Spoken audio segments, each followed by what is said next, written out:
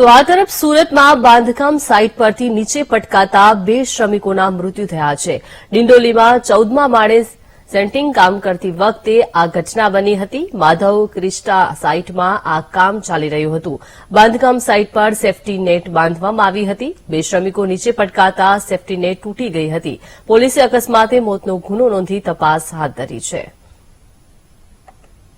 તો સુરતની આ ઘટના જ્યાં સુરતમાં બાંધકામ સાઇટ પરથી 14મા માળેથી નીચે પટકાતા 2 શ્રમિકોના મૃત્યુ થયા છે। ડિંડોલીમાં સેન્ટિંગ કામ ચાલી રહ્યું હતું તે દરમિયાન આ ઘટના બની। માનવ ક્રિએસ્ટા સાઇટમાં આ સમગ્ર કામ ચાલી રહ્યું હતું જ્યાં બાંધકામ સાઇટ પર સેફટી નેટ બાંધવામાં આવી હતી પરંતુ 2 શ્રમિકો નીચે પટકાતા સેફટી નેટ તૂટી ગઈ હતી। પોલીસે અકસ્માત મોતનો ગુનો નોંધી તપાસ હાથ ધરી છે। તો બાંધકામ સાઇટ પરથી 14મા માળેથી શ્રમિકો નીચે પટકાયા। 2 શ્રમિકો નીચે પટકાતા તેઓના મોત થઈ ગયા છે। વધુ માહિતી મેળવીએ સંવાદદાતા નિર્મલ પાસેથી। જી નિર્મલ, એક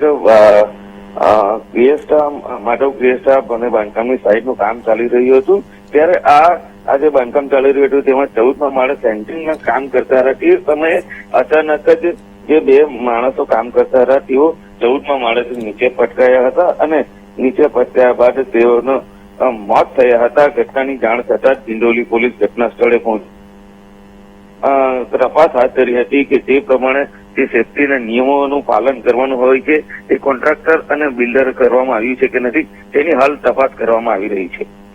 જી આભાર નિર્મલ, સમગ્ર વિગત આપવા બદલ।